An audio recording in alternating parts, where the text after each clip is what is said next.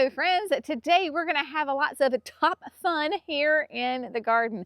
That is right, we are going to be planting hydrangeas. I know it's the end of November, but you know what? I'm in North Carolina, a zone 8A, and it is an ideal time to be adding hydrangeas to your garden. So we're going to do that. I've got 5 of the Tuff Stuff Top Fun hydrangeas that we're going to be adding. These are fantastic. I cannot wait to see them next season. And we are going to be adding some carex. That is right. So we are here along the creek bank. I have got a row of Japonica camellias, meaning that they bloom in the late winter and the early spring, and they're right here along the creek bank, and they need some friends. They are lonely. So we are going to be adding, like I said, the Tuff Stuff Top Fun hydrangeas. I have got 5 of them here. Are they not fabulous? Like, look at the fall color on these plants. Now, Tuff Stuff Top Fun is a mountain hydrangea, a serrata. So that means we're going to have a lace cap bloom.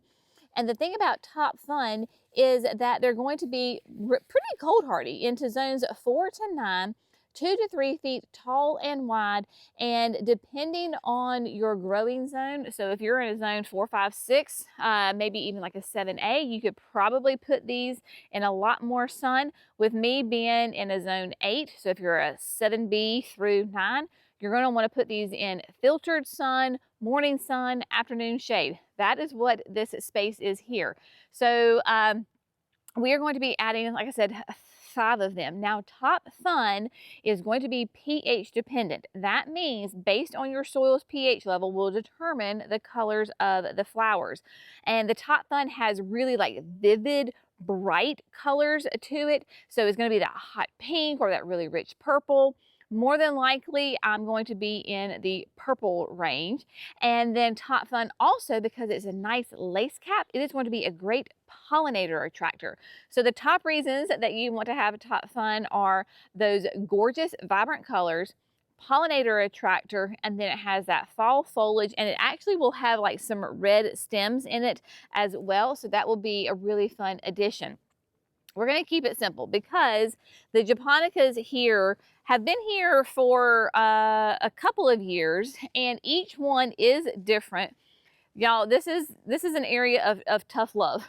So Tuff Stuff is going to do great here because these guys are not on irrigation. I try to remember to fertilize them. I'm not the best about it. So we're going to bring some more interest, and I'm going to try to do better. So basically what we're going to do is we're going to do a Tuff Stuff Top Fun behind in the middle of each of these sets of camellias. And then here in the front, we're going to put the carex. Because each one is different, bringing in all of those 5 Top Funs to this space will tie the whole space together. Now, I know those of you that are Southerners and you're like, Jenny, you know, you said that those hydrangeas are 2 to 3 tall and wide, and you're putting them kind of behind Japonicas. They're going to get covered up. Well, yeah, in about probably 30 years. By then, you know, we'll have moved on to something else, because Japonicas do get really big, but they take time. And they've been sitting here for a couple of years, and they haven't grown a ton yet. And so it takes them a minute to get used to their new home. So in the meantime, I'm going to add some other plants to bring in some interest and some fun variety to this space, because this space, just so you can have a frame of reference, is really in the backyard. So when we're in the backyard and we're up, you know, on the patio or on the back porch, we will be able to see these with their vibrant colors. So I have got Jerry with me. He is going to be my right hand today. He is helping me. But also helping me is going to be the Jenny's Edition 9-inch auger, because we have got these 3-gallon hydrangeas, and it'll be interesting to see what the soil is. Either it could go one of 2 ways. It could be great because I've been amending it. We've had compost and we've had mulch, or it could be a booger-boo because we've got all these trees. So I'll probably let Jerry do it for me. And actually, you know what I just realized? I don't have the 9-inch. I have the 7-inch. So he gets to make a couple little holes, and he just said he's going to go get the 9-inch. So that will be his first task, is to go get the 9-inch. maybe what we'll do is leave the 7-inch on and we'll get the carexes planted first. Let's do that. So that's, well, he's gonna go grab it, we're gonna do that. So we've got the 7-inch for the carexes. I did bring the blower in case we need to blow it, because you can see we got tons of leaves here.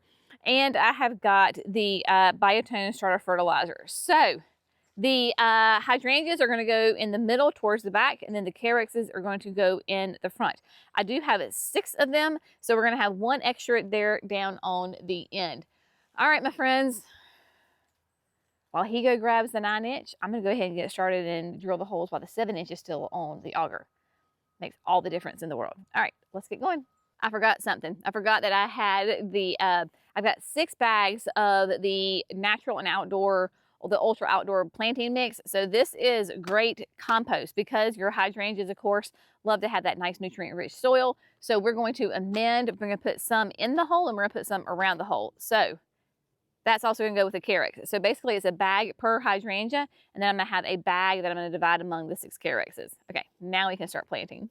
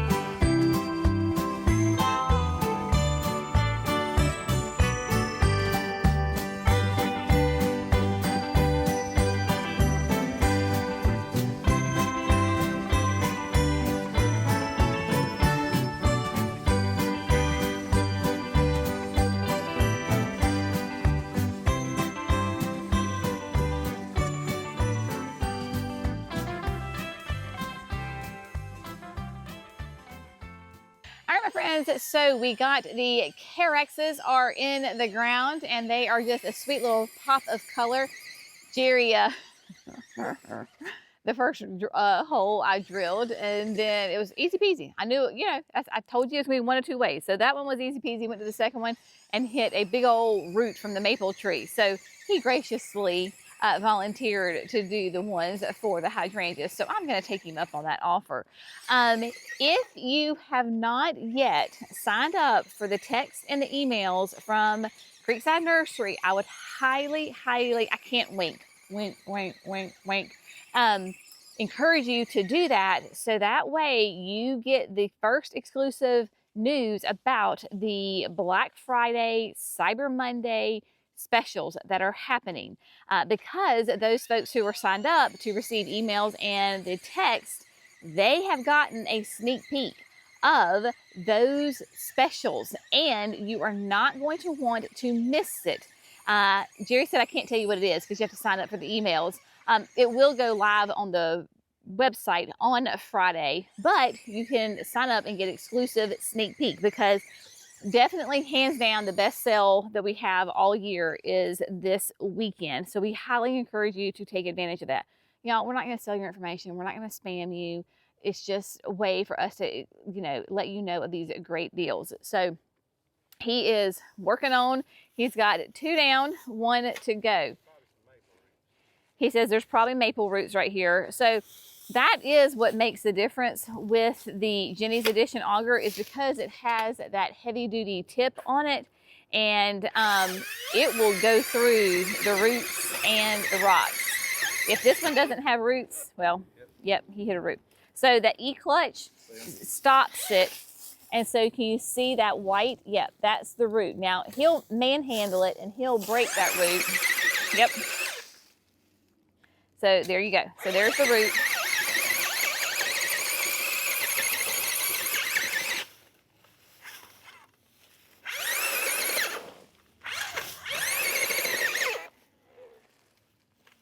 A traditional auger is not going to be able to do that because you've got the roots, the compact red clay, and then if you hear it where it cuts off, that's because sometimes that happens. Now, okay, but this is a great point. Yeah. So, one, with the drill cutting off, that's the E-clutch. So that's the way that it protects you. Two, it is time for me to replace this hex head, whatever it's called. And that's the difference with the Jenny's auger is because it is replaceable. See, it's got those pins right here because after y'all use this to death. So instead, with other augers that are out there, you would have to buy a brand new auger. We can just get that hex head, replace it at a fraction of the cost, and then because over time we've worn it out. Right. So great thing that happened there. Then when you tighten this thing, you're hooking it up for the first time when you get it, hand tighten it, you know, there, and then this thing has 1, 2, 3, and we also need chuck because we need to work on that. So you tighten just a little bit right there to go to each one. Just keep tightening. And you do that 2 rounds. Oh, at least, if not more. Put a little extra elbow grease on it.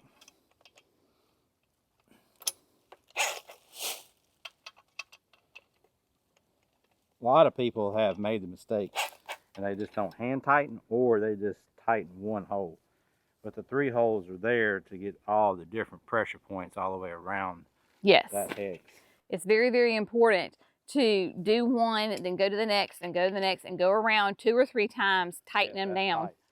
And yeah, super, super tight.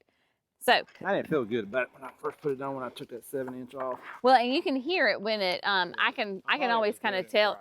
Yeah, because it'll have like a little wiggly sound in there, and so you know that it's like kind of bouncing around in there.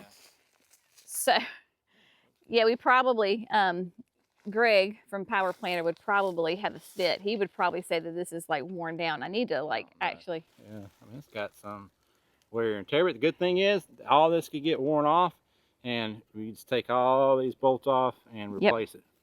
So both the blades and then the heavy duty tip is all replaceable. So if I was a landscape crew, I'd have 3 of these things. If I had 3 guys installing a job with 3 of these things ready to go, I'd have in my truck and trailer all these spare parts ready to roll.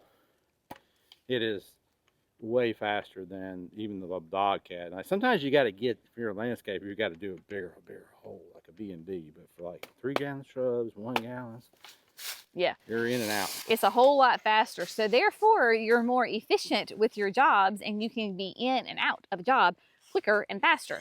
Whether you're a professional landscaper or you're a home gardener, time is valuable, and so we want to get in and out.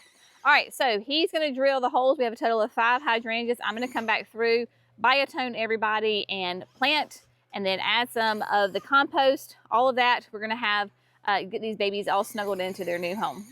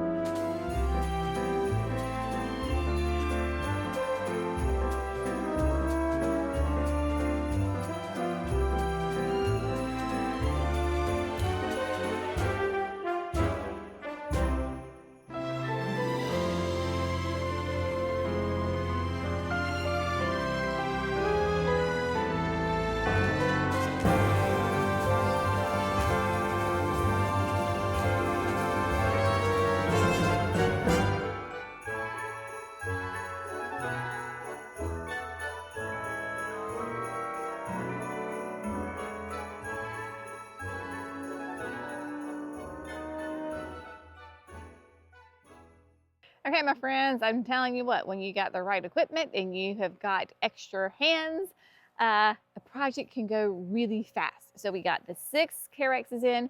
Those were the Evero. And so there's a whole Evercolor series of carexes. Probably the most familiar, I would think the most popular maybe is the Everillo, which is that solid chartreuse. The Evero has got that gorgeous, like really variegated on like kind of that creamy yellow center with that nice dark green on the edge. They are evergreen, so hence their names. They are evergreen and they have that beautiful mounding habit to them. The interesting thing about this spot is that no, it is not on irrigation. It will get good morning sun, and then I'm saying like 4 hours of it, I would say probably at the most, and that is in the summertime, because we're more concerned about summer sun than winter sun. And then it's in the shade because we've got all of these trees and the sun comes over and then will set, so then it will be in the shade. So the shade conditions are perfect for it. Secondly, not on irrigation, but it is in a low spot. So everything drains down here. And in fact, we're supposed to get rain tomorrow. So that is great for getting these plants in the ground before the rain. And then what we can do as far as fertilizing in late winter, early spring, come through with the carexes, and plant tone would be a great option for them. And honestly, let's just be honest, okay? Because there's grace in gardening and life has a way of lifing a lot of times, right? So in this bed, we have got the carex, the hydrangeas, and the camellias.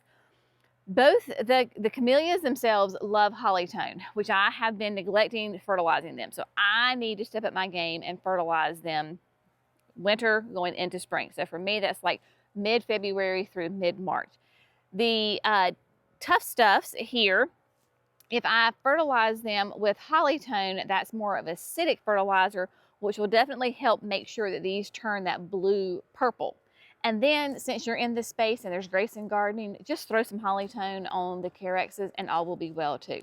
Now, if you wanted to divide it out and do all different ones, you certainly could do that, but use what you got, people. And so that will work out perfectly. But it makes a huge difference having the hydrangeas in here along with the carexes. It just, you can like, the idea is of course to accent the camellias now. All of the camellias, like I said earlier, are different, but they're in those white, pink, and or red shades. And so they will, of course, bloom at a completely different time than the hydrangeas do.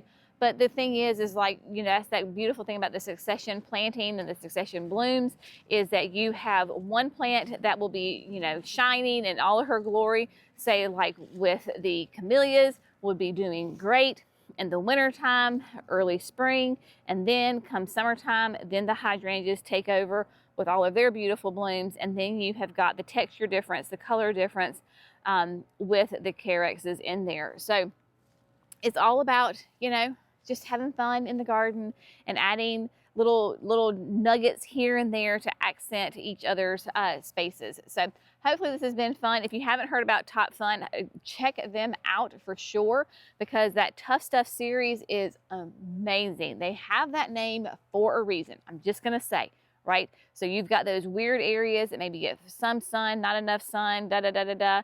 TUFF Stuff is the way to go, especially here in the South. I mean, they are just a great, great, beautiful, reblooming hydrangea. So it blooms on old growth, blooms on new growth.